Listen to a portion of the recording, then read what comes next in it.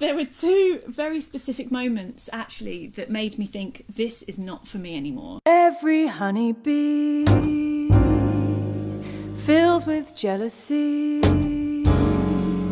when they see you out with me. Very quick intro to today's vlog. I am shortly going to go off and put into today's vlog an interview with one of the most honest, bravest musicians I know. I've known Sarah for getting on to now 15 years, maybe a bit longer. Her story is really interesting, and as I said in yesterday's vlog, if you're a music student, a musician, or just want to know more about what musicians do, stay tuned, watch this.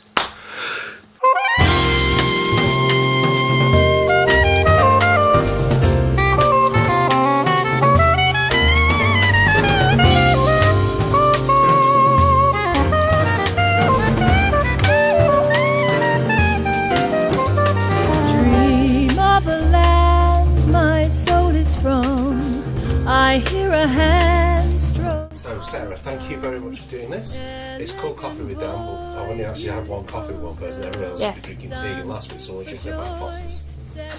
So. Well, I'm thinking I might have to go for a drive to put him to sleep later, so I can't have wine yet. Yeah. I met you in a pub in Blackpool. That's doing right. Some marketing. Yes. And what I remember most was going through to you going, do you know this song? Do you know that? It was like, yes. Do you know this song? Do you know this standard? Yeah.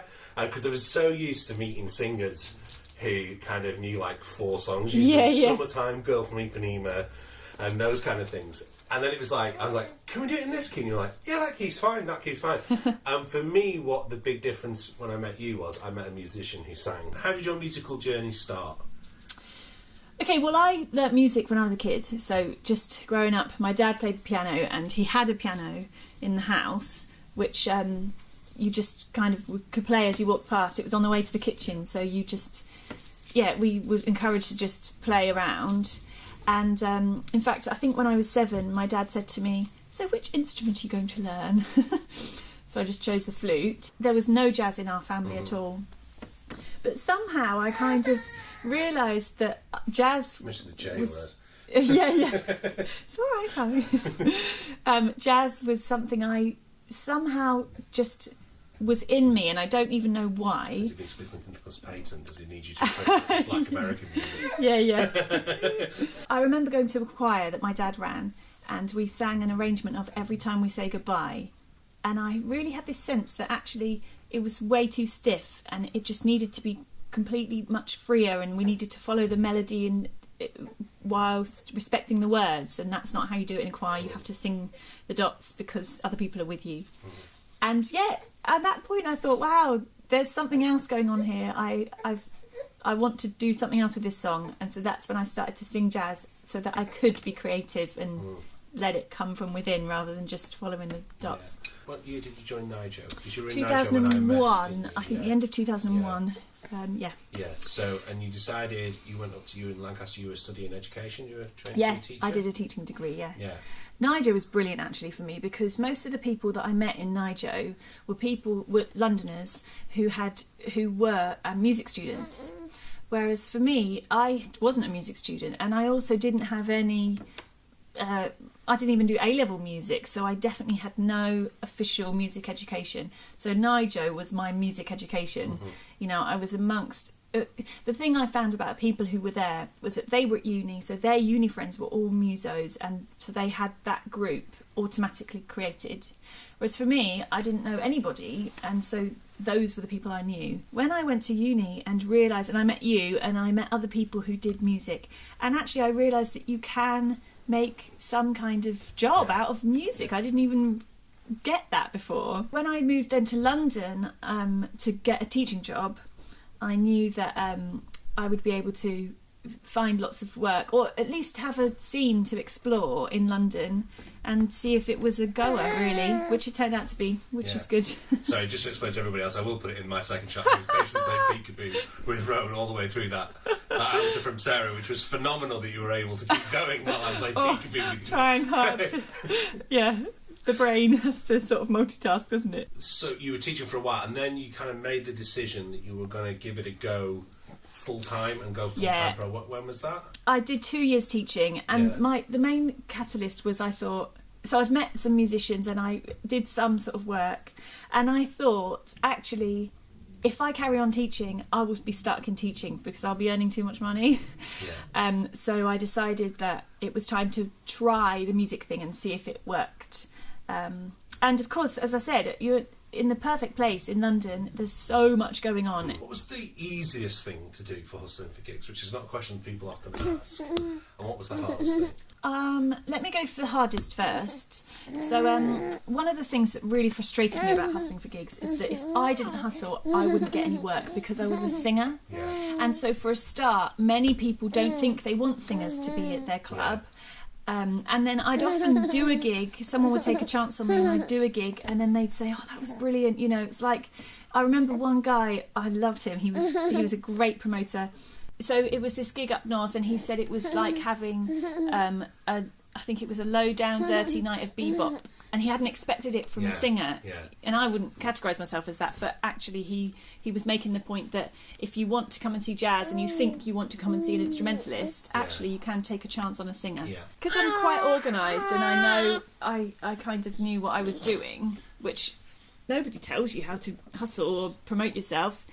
That's what's actually really difficult about what I hear about music degrees, is that they teach you how to be a craftsman at your instrument, but actually the other side of being a professional musician is all the promotion and stuff. No one teaches you that. On the flip side, why should the musician have to do that? You know, that's what promoters are for. So you've been doing jam sessions, attending things, and then you decided to put an album together. What was the name of your first one? Darning the Dream. What was the motivation for doing that? Was it simply just to get more gigs? Was it to get it out there? Was it, I've always wanted to do an album, so here we go kind of thing? I hadn't really thought of it, actually. At that point, I was working with a solid quartet that we to do this. I'd have the same guys booked every time, and I worked with a drummer called Darren, who I loved, and we're great friends. And actually, he was kind of a mentor in the fact that we got to a point. We'd been doing a monthly gig at the Pizza on the Park for about a year, and he said, you know, your set's really good, I think there's an album in this. And I'd never even thought of it, but he really encouraged me to go for that. So we went into the studio and recorded gigs pieces that we had basically rehearsed for live for about a year. What was the most frustrating part of running your own band? Having to hustle gigs and trying to convince promoters to book us. I knew we were really good, and the trouble with the state of jazz in this country is that promoters have to put bums on seats, and there are a few that are willing to take a chance on an unknown, especially an unknown singer, and I can completely understand that, but that was so frustrating. So you'd done the Dream, and then you did another album after that? Was that a year later? Or it was a year and a half later, and actually we did that in completely the opposite way. So the first one, we'd rehearsed it on live gigs for a year without really noticing, and then we recorded the stuff that we did well. Well, the second album, I just wrote some tunes and took them into the studio, and we started the whole thing, which made it a bit... and then we toured that, and the rest of the gigs for the rest of our lives together were the tunes from that second album. So that's when we grew to actually, like, if you came to my Farewell London gig and then you listen to the album, it would all be completely different, because that's how the tunes grow. Which I feel it was. I really like the second album. And there's the technique of recording as well, because playing live, you can, I guess, I mean, I find it a little bit as a saxophone, but certainly I guess as a singer, you can bounce off your audience a lot more, and the musicians, and you create a vibe. Suddenly in the studio, it's like 10 o'clock on a Saturday morning, later on a Saturday, but certainly it's not the same vibe. It's not the same vibe, no. And it's not... You also... Something I really struggled with the studio was actually using microphones. And I remember you and I, when we recorded once, you gave me a handheld mic in the end, because there was nothing, there was no chemistry. But I'm glad you said that. Because the way that I remember learning about using a mic as an extension of your instrument, and then suddenly you're in a studio and the mic is here, it's nothing to do with you. And so I really struggled with that. So we did all that. You were touring. You've played Ronnie Scott's. the Hideaway, basically all the major places in London. You were doing gigs at Pizza Express, all that sort of thing. And kind of the title of today's vlog, and one of the main reasons I wanted to interview you on this, you then decided, that's it, I've had enough of this, I'm out. And was that a sudden decision? Was it a period of months where you just thought, I'm not enjoying this anymore? Or was it, you know, a combination of many different things that made you... There were lots... Yeah, so I gradually over time just changed my priorities in my life. And I appreciate that I had a very exciting life. But I just over time realised that actually I was living with James, and he had an office job, and so I'd get home at like 4 a.m. and go get into bed. He was asleep. Then he would get up at 6. I'd be asleep, and it kind of we weren't compatible in our timetables throughout the day. And that started to bother me because actually my priorities began to change. There were 2 very specific moments actually that made me think this is not for me anymore. And one of them was I did a gig in Manchester, and it was 2 days out of my life to do this gig. And you know, the travel and whatnot, I had to stay overnight. And at the end of the gig, he paid me 35 quid. And I thought, well, that's the same as when I did this gig 8 years ago. You know, I cannot come back in 8 years' time and still get paid 35 quid. This isn't right anymore. So that was a stark sort of thought on, is this going anywhere? And then the second one was, and this is similar to the thought of my priorities have changed. I actually did... I ended up once doing a backing vocal session for a Robbie album, which could have been the most exciting thing in my life. And at one point it probably would have been the pinnacle. Yeah. And yeah, I found myself standing around the mic with 2 other girls. And I found myself just thinking about how much I was looking forward to eating sausage casserole when I got home. So I thought, oh, this is different. I want to be a wife now. Not that you can't be a wife and be a jazz singer, but yours changed. I was meeting a lot of musicians and a lot of singers as well, and really thinking about what they were doing. And there were I met loads of singers who were doing very different things and expanding on their repertoire, or just composing, creating, being really brilliant and interesting. And I wanted to be a standard singer, and actually, because I love that, and I do that best out of what the things I do. And then I thought, to be a standard singer, you have to be famous now.